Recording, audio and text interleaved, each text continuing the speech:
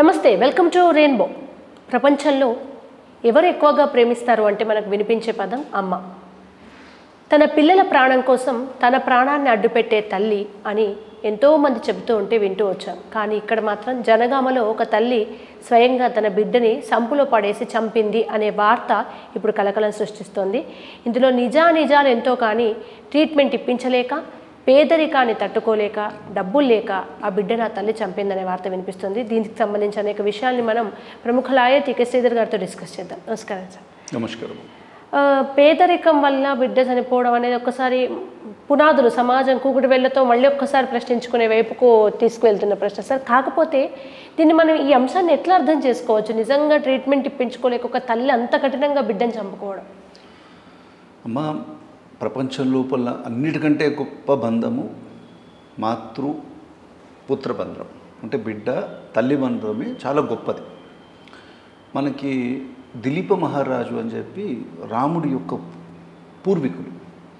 అతడు ఒకరోజు అడవిలో వెళ్తున్నప్పుడు ఏమవుతుందంటే, ఒక గోవుని ఒక పులి, సింహము పులియో దాన్ని ఆహారంగా భక్షిస్తానని వస్తుంది. వచ్చినప్పుడు ఆ గోవు ఏం చెప్తుందంటే, నా బిడ్డకి నేను పాలిచ్చి వస్తాను అంటే నువ్వు మాట తప్పుతావు అని చెప్పి అది కూడా వెనక్కి పడుతుంది. వచ్చాక ఆ గోవు తన బిడ్డకు చెప్తుంది, తల్లి లేని బిడ్డ ఎవరైతే ఉన్నారో వారు దూది పింజతో సమానము. అంటే మాతృత్వం యొక్క గొప్పతనాన్ని ఆ యొక్క గోవు వ్యాఘ్ర సంవాదం, ఆ సింహ సంవాదం లోపల దిలీప చక్రవర్తి యుగంలో జరిగింది. అప్పటి నుంచి కూడా మన మాతృత్వం అంటే అకల్ంకితమైనది, గొప్పదైన భావం. ఇప్పుడు వచ్చిన మనం న్యూస్ చూసాం, ఆ బిడ్డ అనారోగ్యంతో బాధపడుతుంది. అంతవరకు నార్మల్గా ఆ బిడ్డ ఉన్నది.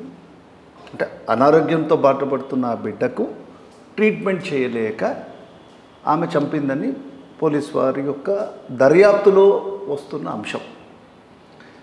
దానికి అలాంటి పరిస్థితి ఎందుకు వచ్చింది అంటే మనం ఆలోచించాల్సింది, ఆమెనే వెళ్ళి ఒక ఎఫ్ఐఆర్ లాడ్జ్ చేసింది. ఏమని? మా ఇంటికి దొంగలు వచ్చారు, నా దగ్గర ఉన్న బంగారాన్ని తీసుకొని కొట్టి నా బిడ్డని తొట్టిలో వేశారు అని, సంపులో వేశారు అని చెప్పింది. అది కొంచెం వినడానికి కూడా ఇంప్రాబబుల్ అనిపిస్తుంది. ఎందుకంటే దొంగ వస్తే బంగారం తీసుకుంటాడు, కొట్టాలంటే అంటే entry trespass in to the house for a material gain. అతడికి ఈ అమ్మాయి దగ్గరున్న బంగారం తీసుకునేంత వరకు అఫెన్స్ నిలబడుతుంది. సరే, అది నమ్మదగిన విషయంలా కనిపిస్తుంది.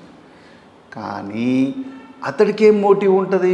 నిద్రపోతున్న బిడ్డను తీసుకొని వచ్చి సంపులోనో హత్య చేయడానికి ఏం కారణం ఉంటుంది? దొంగలు వచ్చేది డబ్బు కోసం వస్తారు, కానీ వాళ్ళకి ఏమైనా ఆస్తి తగాదాలో వ్యక్తిగత తగాదాలు లేదు కదా. అందులో బిడ్డ అనారోగ్యంగా ఉండేసరికి పోలీస్కి కొంచెం డౌట్ వచ్చి ఉంటుంది. ఏమనంటే, ఈ అమ్మాయి ఎవరో హత్య చేశారు, ఎవరు చేసి ఉంటారు అన్నప్పుడు ఏమవుతుందంటే, థియరీ ఆఫ్ లాస్ట్ సీన్ని తీసుకుంటారు. ఆ బిడ్డతో తల్లే ఉంది, ఇంకెవరు లేరు, సంపులోనో ఎక్కడో ఆ అమ్మాయి దొరికింది. ఆర్ థ్రాట్లింగ్ అంటారు, ఒకసారి బిడ్డని థ్రాటల్ చేసి కూడా చంపచ్చు. అలాగే ఒక్కొక్కసారి బియ్యపు గింజలు వేసేసి చేస్తారు, లేదా శ్వాసని చేసి చేయొచ్చు.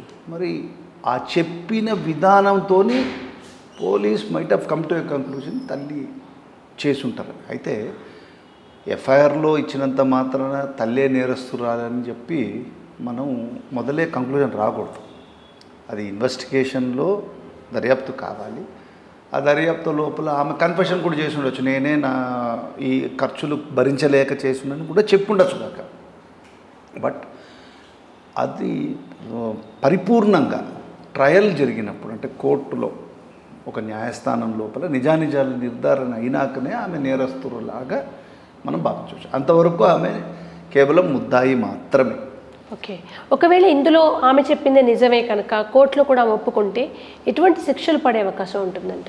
అమ్మ, ఏ జీవి అయినా, అంటే మానవ జీవి వారు చిన్నపిల్లవారు ఉండవచ్చు, లేకపోతే వృద్ధులు కూడా ఉండవచ్చు. అది మానవ దేహాన్ని మరణానికి లోన్ చేస్తే దానికి శిక్ష 302 భారతీయ శిక్షా స్మృతి ప్రకారం వారికి యావజ్జీవ కారాగృహ శిక్ష ఉంటుంది. ఒక్కొక్కసారి ఏమవుతుందంటే తల్లే ఇలా చేయవచ్చా అనే భావంలో వెళ్ళినప్పుడు కోర్టు వారు మరణశిక్ష కూడా వేయవచ్చు. అంటే rarest of the rare cases లోపల తల్లి మీద ఒక బిడ్డకి ఒక నమ్మకం, సమాజానికి ఒక నమ్మకం కదా. అంటే ఒక సోషల్ క్రైమ్ చేసిన ట్రెండ్ అవుతుందేమో అనే భావజాలానికి కోర్టు ఒకవేళ వెళ్ళినప్పుడు విత్ అంటే ప్రాపర్ రీజన్స్ ఇచ్చుకుంటూ మరణశిక్ష కూడా విధించే అధికారం సెషన్స్ కోర్టుకి ఉంది. ఓకే. అంటే సార్ ఇక్కడ 2 వాదనలు వినిపిస్తున్నాయి. ఒకటేమో ట్రీట్మెంట్ ఇప్పించుకోలేని పరిస్థితుల్లో అని, ఒకటేమో పిల్లలో ఎదుగుదల లేదు అందుకని చెప్పేసి. వీటిని ఏమైనా అంటే హత్య అనే కోణంలో కాకుండా పేదరికం అనే అంశంతో ముడిపడి ఉంది, నిస్సహాయ స్థితిలో ఏం చేయలేని పరిస్థితుల్లో చంపిందనే కోణం ఎప్పుడు కోర్టు ఆలోచించాలనుకుంటుంది? అలా ఆలోచించే ఆస్కారమే ఉండదు. ఎందుకంటే motive is irrelevant in law. ఇప్పుడు మోటివ్ అనేది ఏంటి? వాళ్ళ ఉద్దేశాలు 100 ఉండొచ్చు. కోర్టు చూసేది ఏంటంటే వీరికి ఆ దృక్పథం ఉందా, ఆ జ్ఞానం ఉందా, ఇంటెన్షన్ అండ్ నాలెడ్జ్ అంటారు. నేను ఎందుకు చంపాను అని జస్టిఫికేషన్ కోర్టు ఒప్పుకోదు. చంపావా లేదా, చంపేటప్పుడు నువ్వు ఆ మరణానికి నువ్వు కారకుడివా కాదా, నీకు సౌండ్ మైండ్ ఉందా లేదా, అంటే నీ మానసిక స్థితి ఎలా ఉంది, తెలిసి నేరం చేసావా, దాన్ని మెన్సిట్రియా అంటారు. క్రిమినల్ అంటే లీగల్ లాంగ్వేజ్లో దాన్ని మెన్సిట్రియా అంటే క్రిమినల్ ఇంటెన్షన్. చేస్తున్న పని నాలెడ్జ్ ఉంది కదా. ఒకవేళ తను నీటిలో పడేసింది అనుకుందాం, చిన్న బిడ్డని నీటిలో పడేస్తే ఊపిరాడకుండా చనిపోతుంది, తనకు నాలెడ్జ్ ఉంది. ఆ చర్య చేస్తున్నప్పుడు ఏదో స్నానం గురించి చేయించట్లేదని మరణానికి దారితీస్తుందన్న చాలా డీప్ రూటెడ్ ఉద్దేశం కూడా ఉంది. ఈ 2 సెట్ అయిపోయింది అనుకోండి, డైరెక్ట్గా అది కోర్టులో ఎస్టాబ్లిష్ కాగానే అక్యూజ్డ్ని పనిష్మెంట్ ఇచ్చేస్తుంది కోర్టు. కాబట్టి ఇట్లా ఆకలి గురించి చేశాను అది అలాంటి సర్కమ్స్టాన్సెస్ ఎప్పుడు వస్తుందంటే రైట్ ఆఫ్ ప్రైవేట్ డిఫెన్స్. అంటే ఒక మనిషి సడన్గా వచ్చేసి మనల్ని చంపడానికి ప్రయత్నం చేశాడు. అతని దగ్గరికి వెళ్ళి కత్తి లాక్కొని నువ్వు శీలాన్ని కాపాడుకోవడానికో, లేకపోతే నీ ప్రాణరక్షణార్థం చేసిన పని, లేకపోతే మన ఒక బిడ్డ ఉంది, ఆ బిడ్డను చంపడానికి వచ్చాడు. అలాంటి టైం లోపల వారి దగ్గర ఉన్న వారి వెప్పని తీసుకొని మనం వారిని అటాక్ చేసినప్పుడు అప్పుడు కోర్టు పెట్టదు. That is called right of private defence. అంతేగాని నీకు నువ్వు అన్నీ తెలిసి జ్ఞానంతో ఉద్దేశపూర్వకంగా చేసిన చర్యలకి కోర్టు శిక్ష వేసి తీరుతుంది. అయితే దాన్ని ప్రాసిక్యూషన్ ఎస్టాబ్లిష్ చేయాలి.